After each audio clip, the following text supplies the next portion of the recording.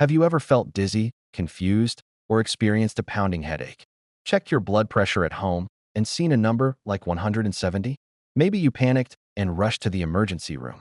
But what if I told you that not every high blood pressure reading needs immediate emergency care? Today, I'm going to show you how to correctly check your blood pressure at home and when it's truly a cause for concern. I'll also teach you 5 essential techniques to measure your blood pressure properly, the habits that naturally improve it, and the foods that can support healthier arteries without relying solely on medication. First, it's crucial to understand how blood pressure works. Inside your body, you have a network of vessels called arteries. Think of them like flexible pipes that carry blood, oxygen, and nutrients to every organ. As blood moves through these arteries, it presses against the vessel walls. That pressure is what we call blood pressure. Every heartbeat pushes blood forward, momentarily increasing the pressure against the artery walls. When the heart contracts and pumps blood, it generates what's known as systolic pressure, the higher number on your blood pressure reading. When the heart relaxes between beats, the pressure decreases, and this is known as diastolic pressure, the lower number. If you've ever measured your blood pressure, you've seen 2 numbers, like 125/72. The first, 125, is the systolic pressure, indicating how much pressure your blood exerts against your artery walls when the heart beats. The second number, 72, is the diastolic pressure, showing how much pressure remains when your heart rests between beats. Both numbers are essential for understanding cardiovascular health. Now, what defines normal blood pressure?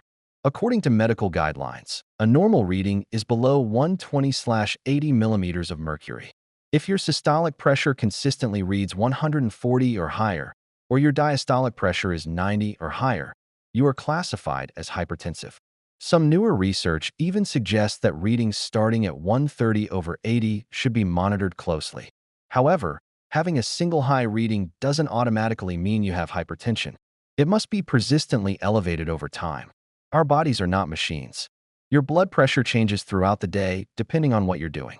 Climbing stairs, experiencing stress, drinking coffee, or even feeling nervous at a doctor's appointment can temporarily raise your blood pressure. This is normal. It's your body responding to a situation by delivering more oxygen and nutrients where they're needed. Temporary spikes are expected and not necessarily dangerous. What matters is whether your pressure stays high even when you're resting. Here's something important. If you take your blood pressure after exercising, during emotional stress, or while you're actively talking or moving, it's likely going to be higher. For instance, if you measured 140/90 immediately after physical activity, that's a normal adaptive response, not a sign of disease. Over time, regular exercise actually helps lower your resting blood pressure. However, many people make a critical mistake. They buy a home monitor, check their blood pressure during stressful moments, see elevated numbers, and rush to the ER unnecessarily. Worse, some might be prescribed medications they don't actually need because of one inaccurate measurement. That's why today I want to teach you how to measure your blood pressure correctly. When using a home monitor, follow these essential rules. First, always measure with your upper arm bare, never over clothing. If you're wearing a long sleeve, roll it up loosely or remove it completely. The cuff should fit snugly, but not too tight or loose, with the tube aligned along the inside of your arm where a major artery runs. Make sure the bottom edge of the cuff is about 2 finger widths above the elbow. You should be seated comfortably with your back supported and feet flat on the floor without crossing your legs. Your arm should be resting on a flat surface at heart level. Very importantly, avoid talking, drinking coffee, smoking, or eating for at least 30 minutes before checking your blood pressure. Sit quietly for 3 to 5 minutes before starting the measurement. If you speak, move, or are emotionally upset while checking, your reading may be falsely high. Let me give you an example. If I were to measure my blood pressure while speaking, "Do you live?" excited and moving, it might show something like 154/83, even though my usual resting pressure is around 110/70. Does that make me hypertensive? Absolutely not. It's a reflection of the moment, not my true baseline. This is why you must take your pressure properly. Ideally, measure it twice daily. Once in the morning before eating or taking medication, and once at night before bed. Take 2 readings each time and record the average. Do this for at least 5 to 7 consecutive days, and then share the data with your doctor. This provides a more accurate picture of your real blood pressure rather than a random isolated spike. Many people ask whether they should measure on the right or left arm. Generally, there's no major difference. However, it's often recommended to measure on the non-dominant arm for convenience. So, if you're right-handed, measure on your left arm. Once you pick an arm, stick to the same one for consistency. Another important point: don't obsess over checking your pressure multiple times a day outside of a structured plan. Monitoring it too frequently can increase your anxiety, which ironically may elevate your readings. Unless your doctor instructs you otherwise, once you confirm stability, you only need to check it periodically, every few months or during routine checkups. Now, let's talk about the type of device you should use. Not all blood pressure monitors are created equal. Wrist monitors, for example, are often inaccurate. Always use a validated upper arm monitor for the most reliable readings. To check if your device is validated, you can search online for the Validated Blood Pressure Devices list published by organizations like the American Heart Association. Choose one that appears on that list. Learning to correctly measure your blood pressure is vital. However, just knowing how to measure isn't enough. You must also understand when a high reading is a true emergency and when it's a false alarm caused by poor technique or temporary factors. Many people experience what's known as white coat hypertension, where blood pressure spikes temporarily in clinical settings due to anxiety. This is well documented and does not necessarily indicate chronic hypertension. Now that you understand the basics of measuring your blood pressure correctly, let's explore the real warning signs that may signal a serious problem requiring immediate medical attention. Knowing these signs can help you act quickly when it's necessary and avoid unnecessary trips to the emergency room when it's not.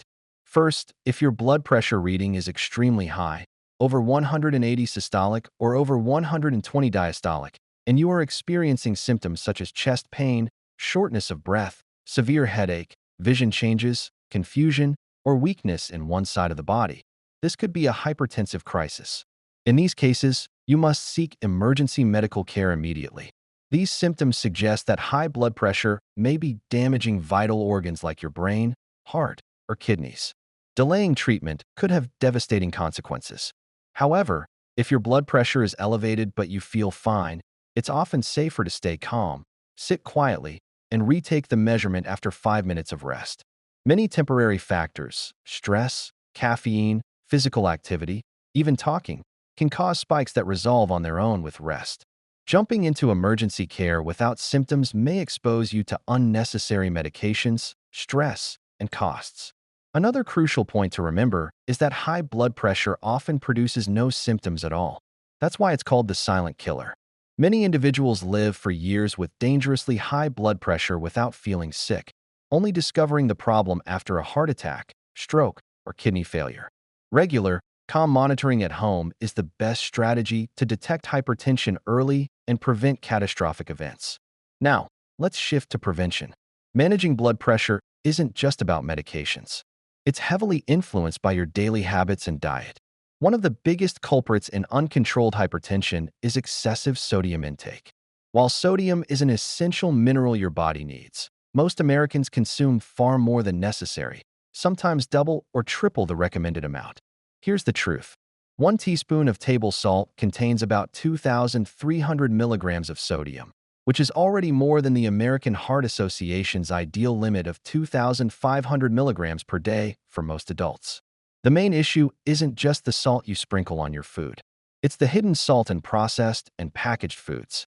Items like canned soups, deli meats, frozen meals, snack foods, and restaurant meals are packed with sodium, even when they don't taste salty.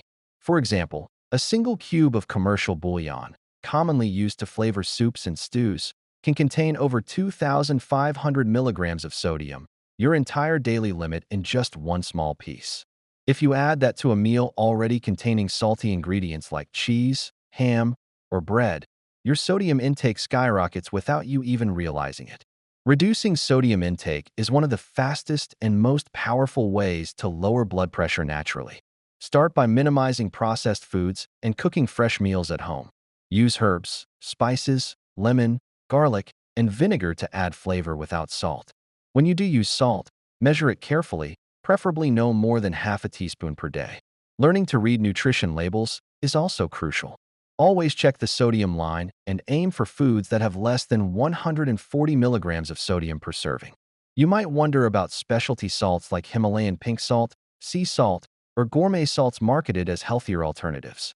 While they may contain trace minerals like magnesium or potassium, they are still primarily sodium chloride and behave the same way in your body. They are not magic solutions. Moderation remains key, regardless of the type of salt you choose. Completely eliminating sodium from your diet is neither necessary nor healthy. Sodium plays a vital role in nerve function, muscle contraction, and fluid balance. The goal is to consume an appropriate amount, not to eliminate it entirely. Natural foods like fruits, vegetables, meats, and dairy already contain some sodium. So, even without adding salt, your body typically gets enough. In addition to managing sodium, boosting your potassium intake can significantly improve blood pressure control.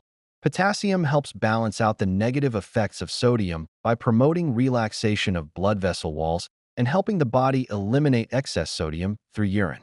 Foods rich in potassium include bananas, sweet potatoes, spinach, avocados, beans, and yogurt. Focusing on whole, unprocessed foods naturally increases your potassium intake while lowering sodium at the same time, a double benefit for your heart health. Another critical lifestyle factor is maintaining a healthy body weight. Carrying extra pounds forces your heart to work harder, increasing the strain on your arteries. Even modest weight loss, losing just 5% to 10% of your body weight, can have a powerful effect on lowering blood pressure. Regular physical activity is equally important. Aim for at least 150 minutes of moderate intensity exercise, like brisk walking, each week. Exercise not only strengthens the heart, but also improves the flexibility of your blood vessels, making it easier for blood to flow with less resistance. Stress management is another essential component of blood pressure control. Chronic stress triggers hormonal responses that keep your blood vessels constricted and your blood pressure elevated. While you can't eliminate stress entirely, you can develop healthier ways to respond to it. Techniques like deep breathing, meditation, yoga, regular physical activity, and maintaining strong social connections all help lower stress and, by extension, your blood pressure. Alcohol and tobacco use also deserve mention. Both substances have a direct harmful effect on blood pressure. If you drink alcohol, limit it to 1 drink per day for women and 2 drinks per day for men. If you smoke, seek support to quit as soon as possible. Quitting smoking has immediate and long-term benefits for your blood pressure and overall cardiovascular health. Here is the provided text, punctuated and formatted into short paragraphs without changing or adding any words. Immediate and long-term benefits for your heart and arteries. Let's not forget the importance of sleep. Poor sleep quality and sleep disorders like sleep apnea are strongly associated with high blood pressure. Adults should aim for 7 to 9 hours of restful sleep per night. If you snore loudly, wake up feeling tired, or struggle with daytime sleepiness, it's worth discussing with your doctor, as treating sleep disorders can dramatically improve blood pressure control. Now that you understand how sodium, potassium, and lifestyle habits affect your blood pressure, it's time to explore the powerful role of specific foods and daily practices that act as natural protectors for your arteries. Incorporating these strategies into your routine can strengthen your cardiovascular system, improve your energy levels, and significantly reduce your long-term risk of heart disease and stroke. Let's begin with foods that have been scientifically proven to support healthy blood pressure. One standout group is leafy green vegetables. Spinach, kale, Swiss chard, and arugula are rich in potassium, magnesium, and nitrates, which help blood vessels relax and improve circulation. Consuming a serving of leafy greens daily can make a measurable difference in your blood pressure over time. Berries are another potent ally. Blueberries, strawberries, and raspberries are packed with antioxidants called flavonoids, which have been linked to lower blood pressure levels. Eating just a handful of berries a few times a week provides not only vital nutrients, but also protection against oxidative stress that can damage your arteries. Beets and beet juice have received special attention in recent studies for their high nitrate content. Nitrates naturally convert into nitric oxide in the body, which relaxes blood vessels and improves blood flow. Drinking a small glass of beet juice daily or adding roasted beets to your meals can result in modest but meaningful reductions in systolic and diastolic blood pressure. Oats also deserve a place on your table. Rich in a type of fiber called beta-glucan, oats help improve blood vessel function and lower cholesterol levels, both of which contribute to better blood pressure control. Starting your morning with a bowl of plain oatmeal, not the highly processed, sugar-laden varieties, is a simple and powerful habit. Garlic is another ancient remedy backed by modern science.